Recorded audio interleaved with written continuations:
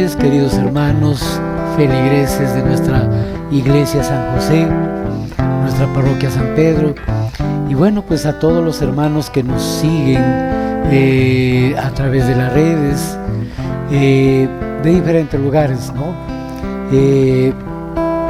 Queríamos compartir, hacer esta pequeña reflexión sobre la Cuaresma, cómo vivir la Cuaresma, bueno, desde la propia experiencia también, que como sacerdote, como cristiano, como persona que también proviene de una familia cristiana, ¿no?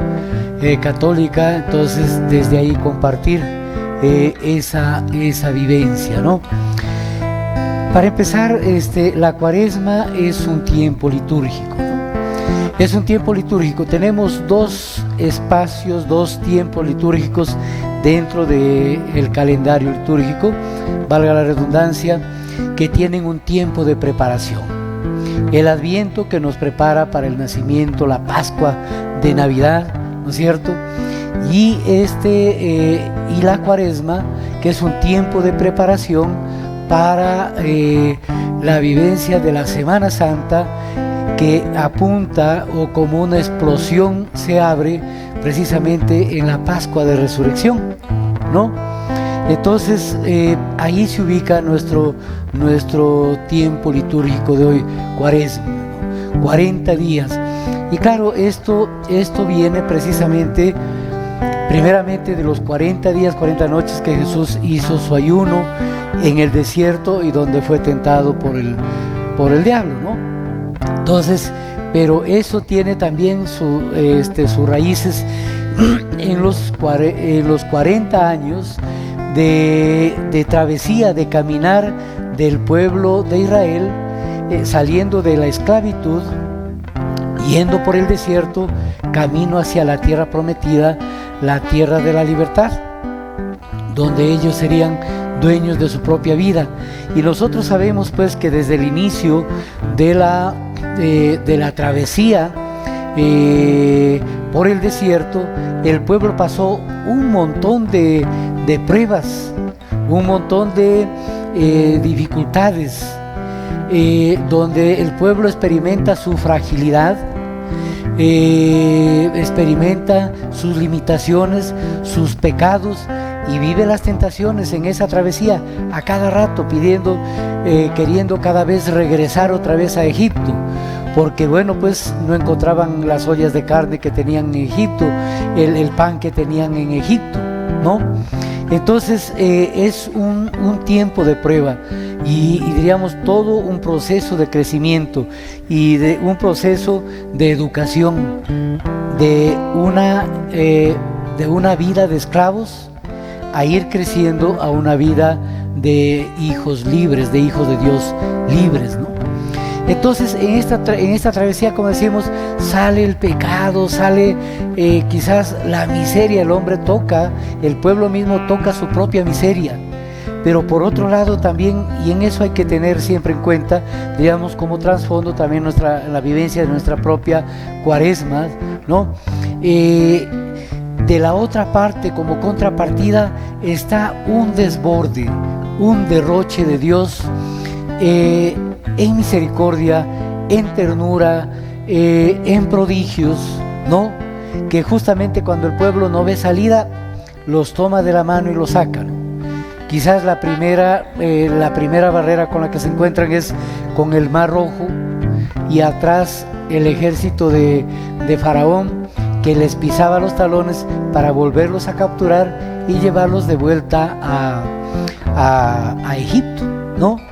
Y entonces va esa, digamos, como ese caminar, esa lucha, ese caer y levantarse, entre buscando y tendiendo siempre, diríamos, a la libertad, a conquistar su propia libertad, su propio destino, y la tentación de volver otra vez a la esclavitud, ¿no? Bueno, que aunque los traten como animales, pensaban eso algunos israelitas, que aunque los trataban como animales, pero tenían que comer, tenían la barriga llena, y para algunos eso era suficiente, ¿no? Entonces, también igual, diríamos, en nuestro caminar en Cuaresma, pues precisamente se da eso, ¿no? Porque el pecado tiene algo atractivo, tiene un gusto, algo que te atrapa, ¿no? De no ser así, pues todos seríamos perfectos, no tendríamos, qué sé yo, no quedaríamos atrapados en el pecado, porque el pecado es como una trampa, ¿no? Que te agarra, te coge, te somete, eso te vuelve esclavo, pero tiene un gusto, ¿no?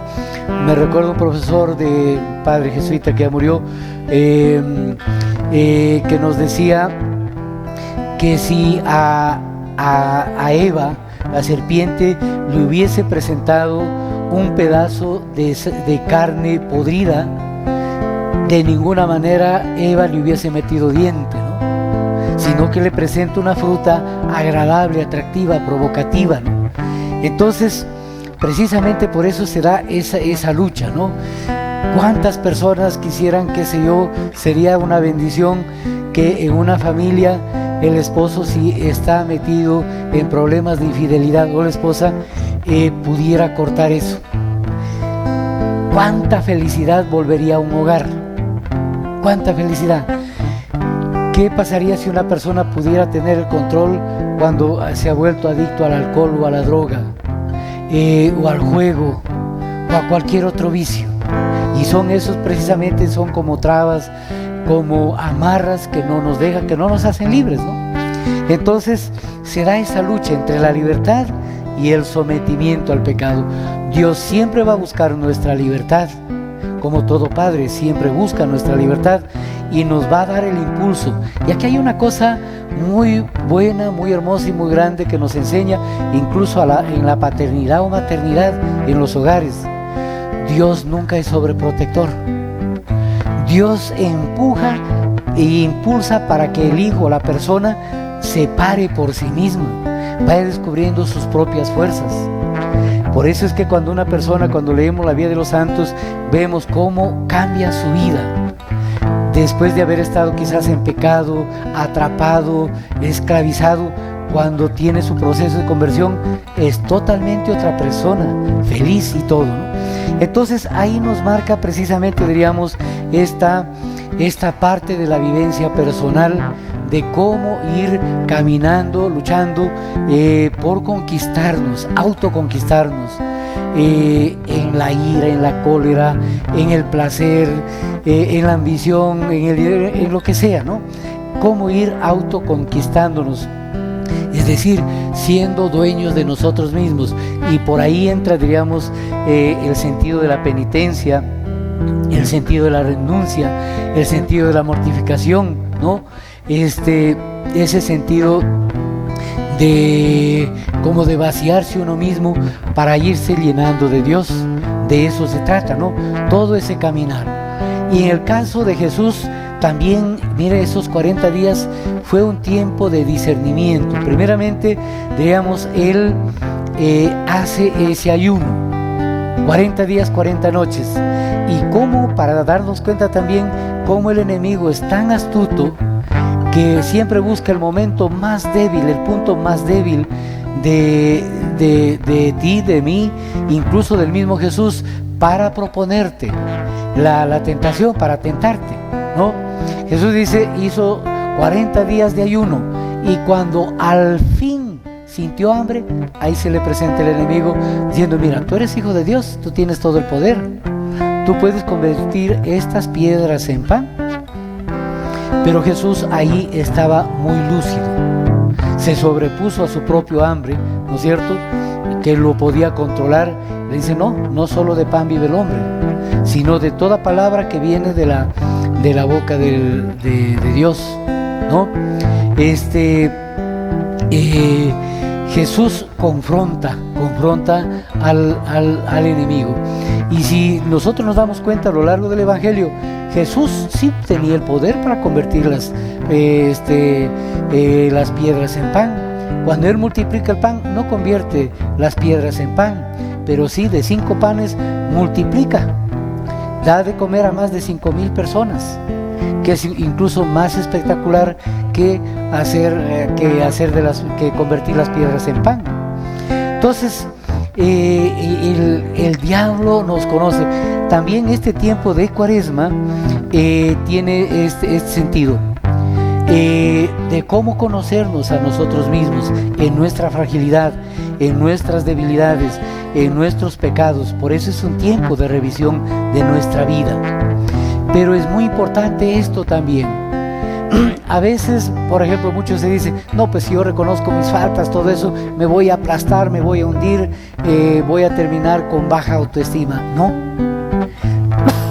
Si tú miras tu vida desde los ojos de Dios, vas a mirarte con esperanza, vas a mirarte, diríamos, siempre mirando la oportunidad que hay, ¿no? Vas viendo un error para ver cómo lo vas a superar, y ahí también sale la gracia de Dios en nuestra ayuda.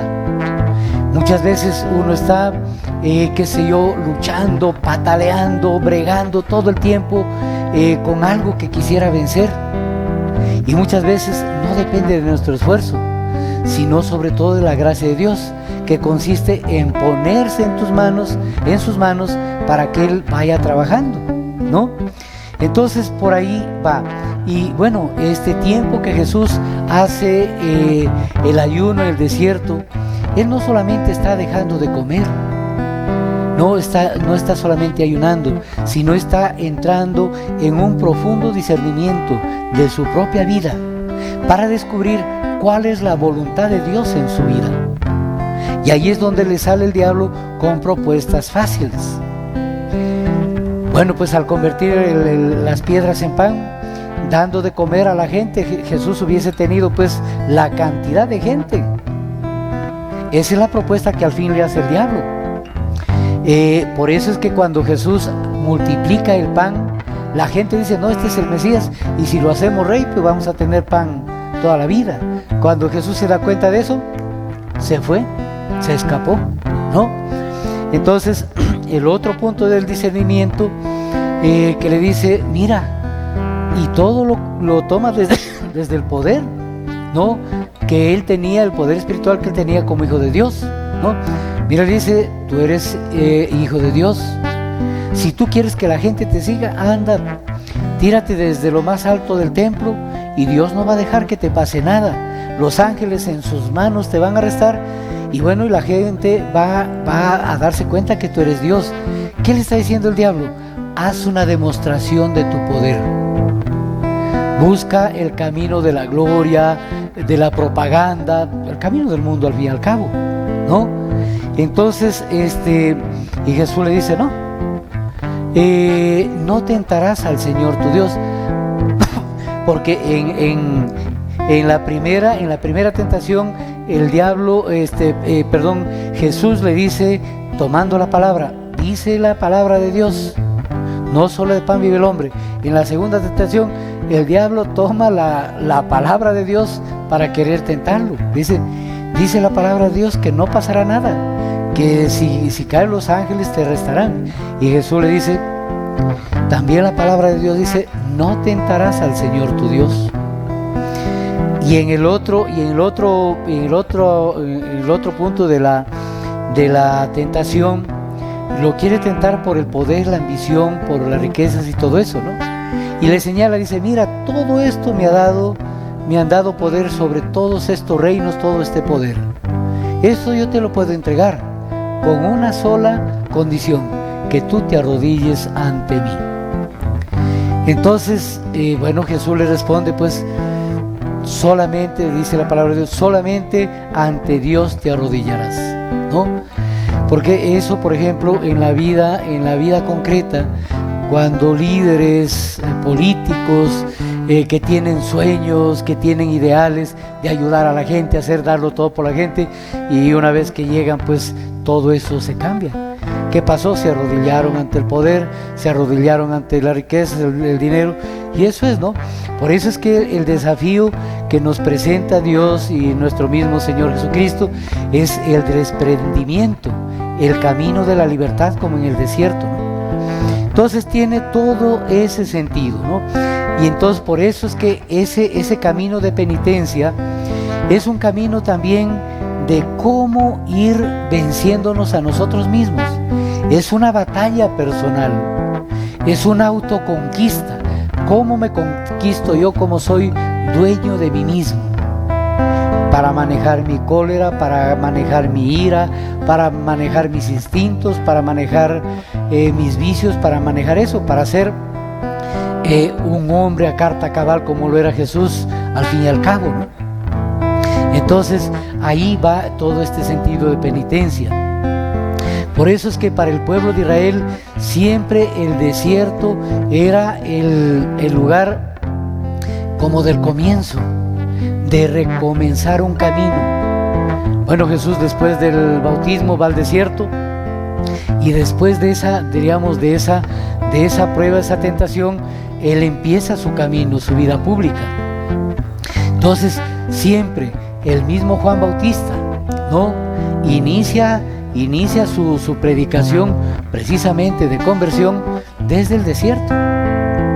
Desde ahí empieza a gritar la voz que clama en el desierto. Entonces tiene todo este sentido como volver al punto cero. Cuando una persona pasa por un momento de crisis, como el caso de San Francisco de Asís, con el caso del mismo Pablo, que cayó del caballo, el que estaba tan alto, con el prestigio y con todo, comienza hasta se queda ciego, ¿no? Entonces es volver como al punto cero para empezar este camino de vuelta a Dios, porque sabemos que justamente el pecado es el camino de darle la espalda a Dios y irse, tomar su propio camino, guiarse por su propio yo, por su propio ego, como también el ejemplo, la parábola del hijo pródigo, ¿no? Y precisamente el camino de conversión es ese camino de vuelta, de reconocer las fallas y volver como el hijo pródigo, ¿no? Confiando en Dios. El hijo pródigo no tenía la certeza de que el padre lo iba a recibir. Él salió de la casa porque dudaba del amor de su padre. Él se sentía no querido, como que el papá tenía más preferencia por el hijo mayor. Pero cuando él regresa, descubre el amor tan grande de su padre, ¿no? Entonces de eso se trata. Y precisamente lo que le hace volver al hijo pródigo es el recuerdo del amor de su padre. Porque cuando él iba buscando los amores que él se había idealizado, el amor de las mujeres, de los amigos, la diversión, la juerga, va viendo que nada de eso es real, que nada de eso es sincero, que nada de eso es diríamos, natural. Porque mientras él tuvo dinero, los amigos, las mujeres estaban girando a su alrededor, pero una vez que se quedó sin nada, se quedó solo. Nadie le dijo siquiera vamos a mi casa, tú nos has invitado, nos hemos fiesteado contigo, ¿no? Quedó solo. Y el otro descubrimiento que hace es cuando va a trabajar con los cerdos, ¿no? Va a trabajar con un patrón que le vale más la vida de sus cerdos, que es la ganancia, más que la vida de sus empleados. Entonces, y él dice, mi papá no es así, porque en la casa de mi padre, pues hasta el último trabajador tiene comida de sobre y yo aquí me estoy muriendo de hambre. Y ese recuerdo le hace volver. Entonces, por eso en este camino de cuaresma, de penitencia, hay que tener muy presente el amor de Dios, que justamente Él nos da siempre el chance, tiene paciencia con nosotros, ¿no? Y en la medida que tú vas caminando y descubriendo ese amor de Dios, ahí vas avanzando, ¿no? El camino, como decimos, el camino para acercarnos a Dios, también es un camino de vaciar el corazón, de desprenderte de cosas, incluso hasta de personas, amistades, qué sé yo, ¿no? Para que Dios vaya llenando todos esos espacios. Lo que decía San Agustín, nos hiciste, Señor, para ti, y nuestro corazón no descansará no estará tranquilo hasta que descanse en ti. Entonces es esa vía de renuncia. Por ejemplo, ahí es muy expresiva la experiencia, la parábola o la cita bíblica del Evangelio del joven rico, cuando le dice: maestro bueno, ¿qué debo hacer para ganar la vida eterna?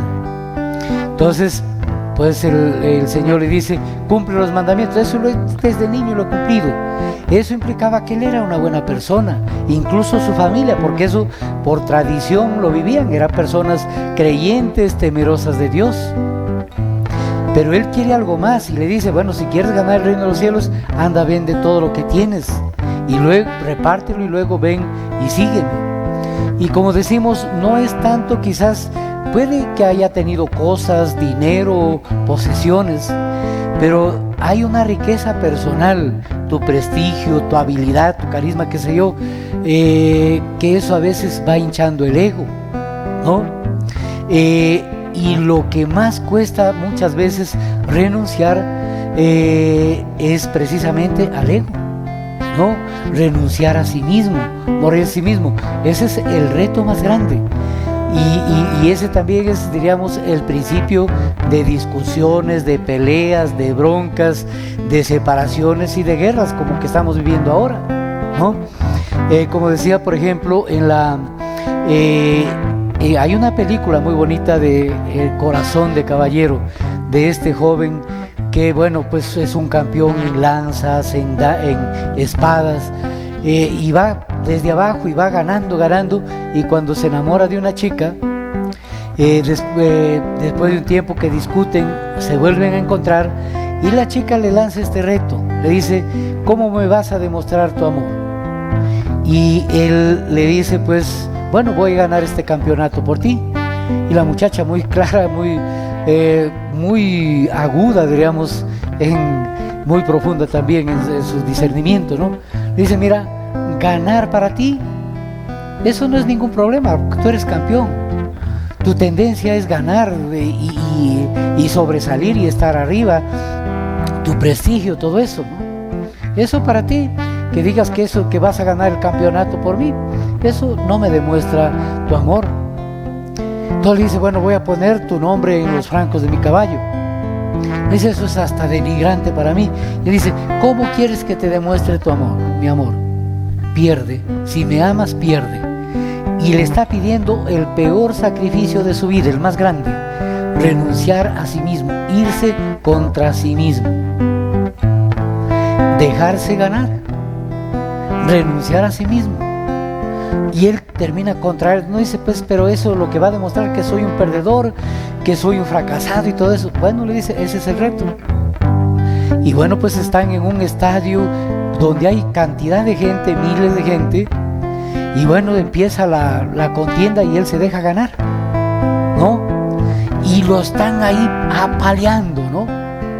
Y todo el mundo lo está pifiando, está contrariado con él, como cuando Perú pierde para las eliminatorias, ¿no? Estos, ¿no? La gente está tan contrariada, lo pifian y todo. Y la chica, la única en todo el estadio, que se levanta y dice: realmente me ama, porque fue capaz de sacrificarse a sí mismo, de sacrificar qué sé yo, no, su prestigio de campeón, de ganador. Fue capaz. Entonces, y eso es también, diríamos, lo que vive Jesús. Por eso el diablo lo pincha, lo hinca, para que él reaccione y haga una demostración de su poder, ¿no? Lo hizo en el desierto, pero a través de los escribas, de los fariseos y la gente que se burlaban de él, hasta el mal ladrón. Si eres Dios, pues haz una demostración de amor, hace volar los clavos de la cruz y baja volando, y vamos a creer en ti. O lo otro, quizás de su misma gente, sus mismos discípulos. La pregunta es: si él ha sanado enfermos, tiene todo ese poder para calmar el agua, calmar el viento, ¿y por qué te dejas? ¿Por qué te dejas aplastar? ¿Por qué te dejas pegar? ¿Por qué te dejas clavar en la cruz? Ese era el grito de la gente. ¿Por qué no respondes? ¿No? Entonces ahí viene esta parte, precisamente, ese sacrificio que implica eso. Entonces se nos da como 3 puntos principales para vivir nuestra cuaresma.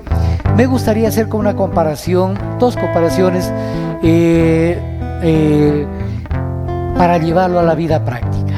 Una es, por ejemplo, más antes las mamás para cocinar, preparar el arroz, escogían el arroz, o era chamba de nosotros los niños que nos hacían escoger el arroz, piedrecitas, qué sé yo, arroz con cáscara que había ahí, a veces hasta guanitos de ratón que había, que todo eso lo tenías que quitar y la mamá luego lo lavaba bien.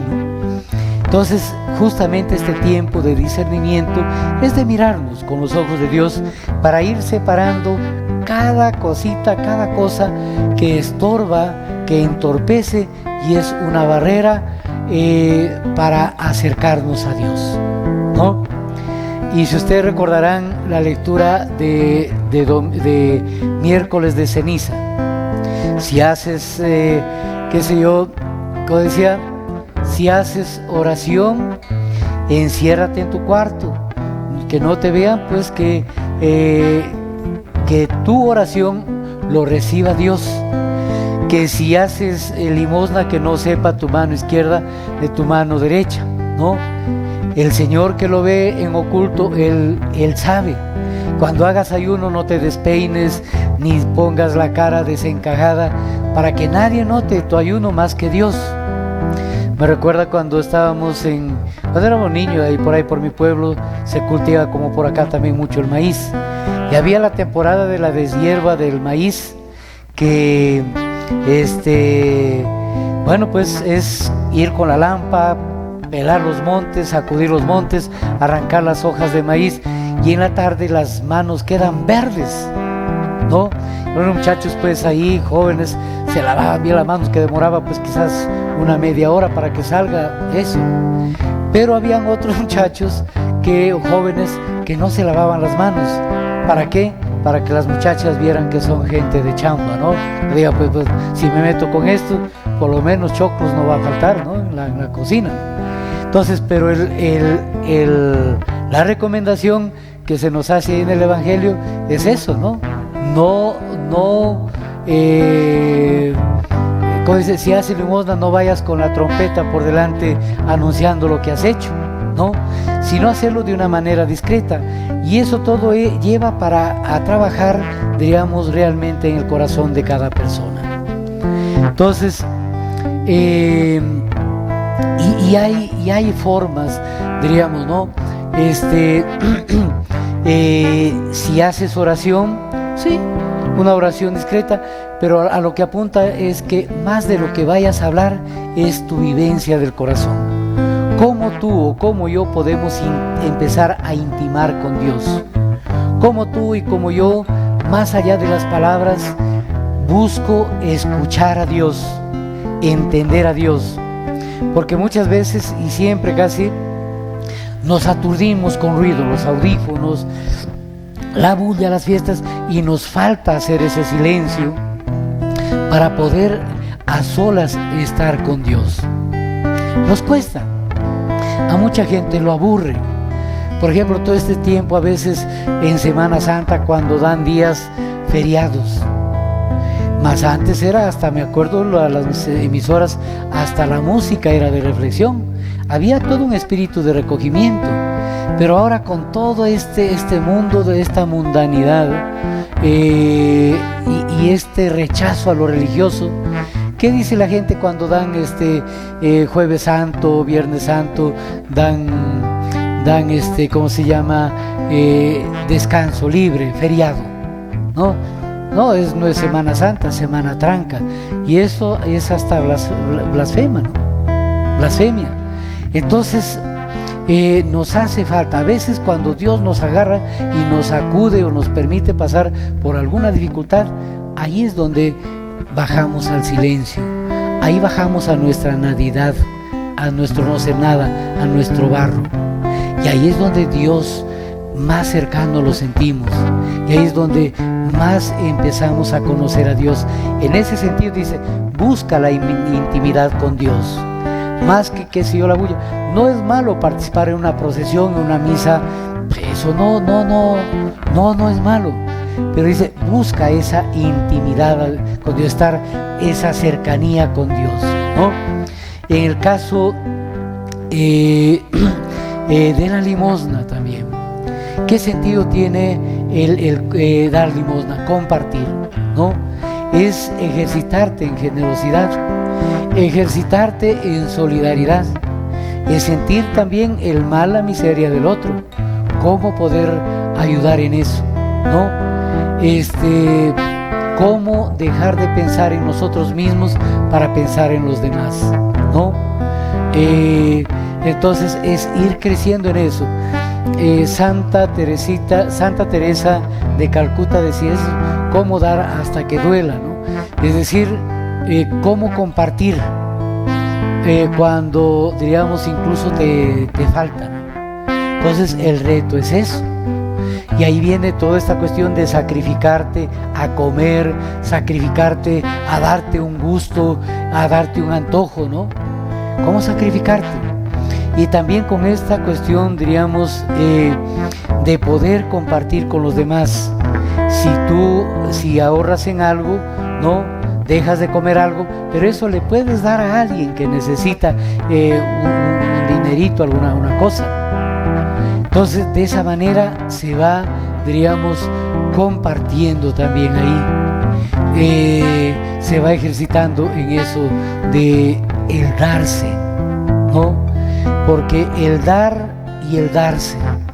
El dar es cuando haces un sacrificio, cuando te duele, te cuesta dar. Y el darse también es dar tu tiempo, es ir donde te cuesta, es dar el tiempo cuando tienes muchas cosas que hacer y das tu tiempo para atender a alguien. El darte es sacrificar a veces tiempo de descanso para ayudar a alguien, ¿no?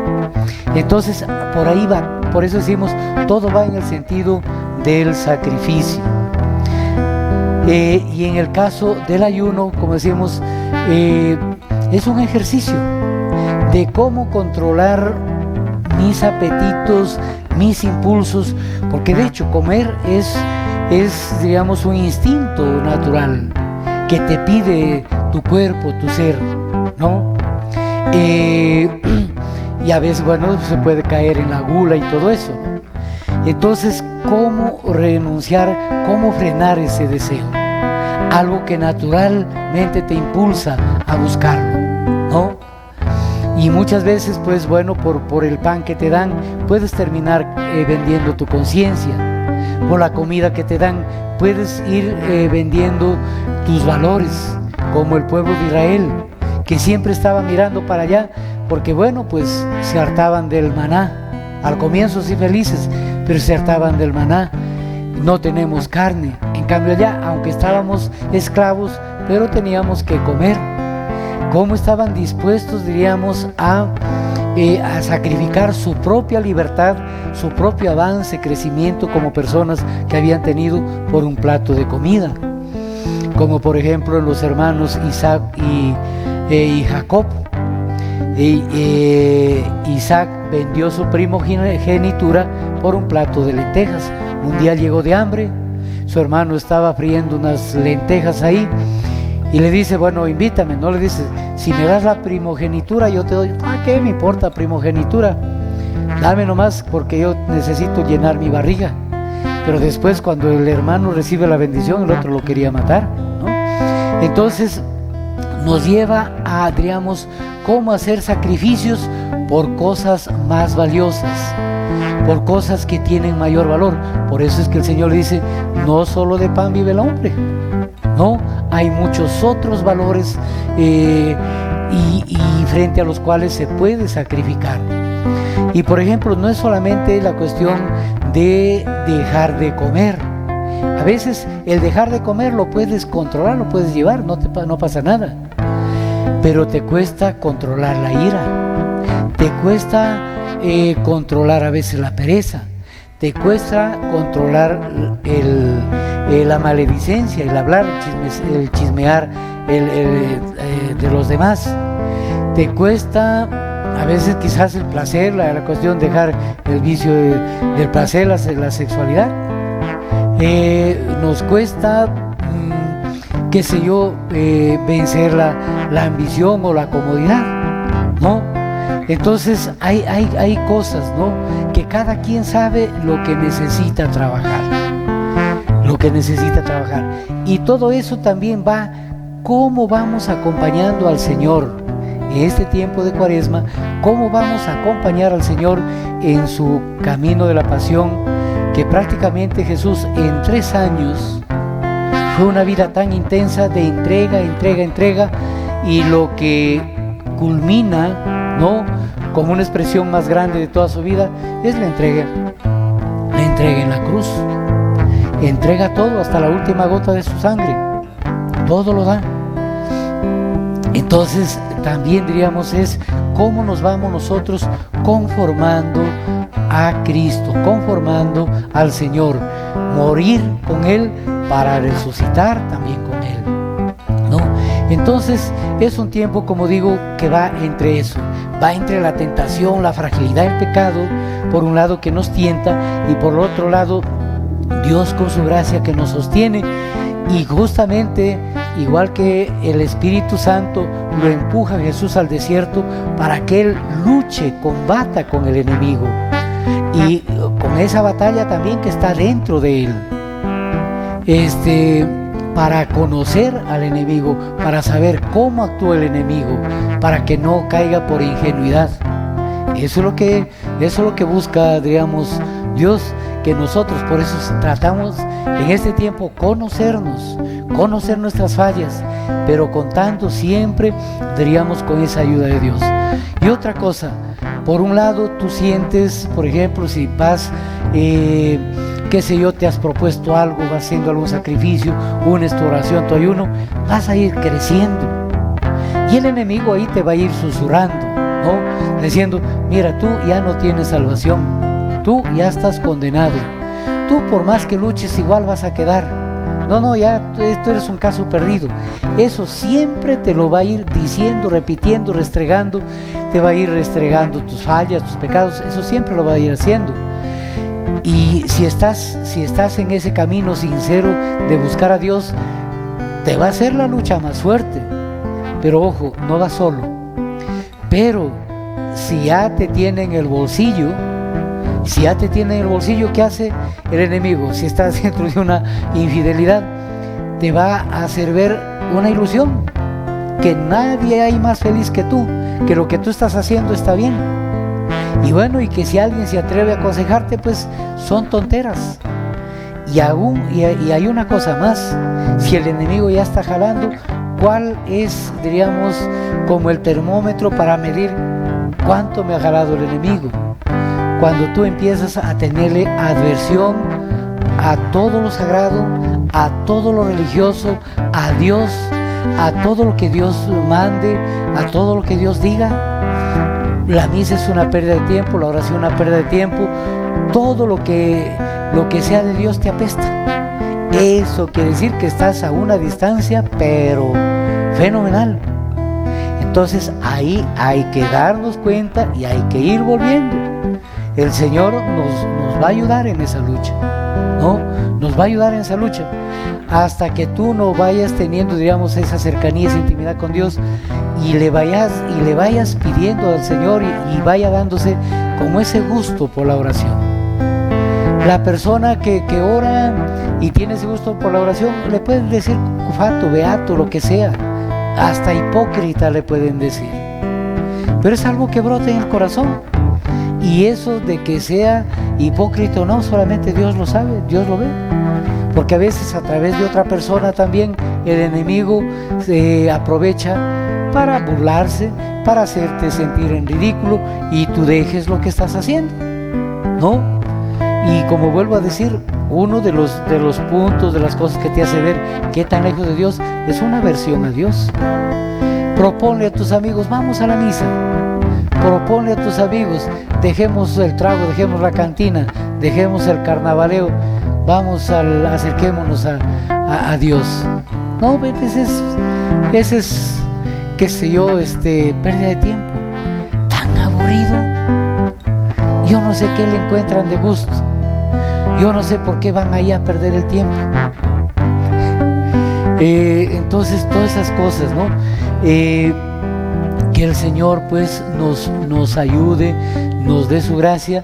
Yo creo que de hecho, ¿no?, esta lucha, este caminar va a ser toda la vida, pero sobre todo tenemos esa mayor vivencia en este tiempo de Cuaresma porque nos preparamos para algo especial, nos preparamos para experimentar la resurrección del Señor.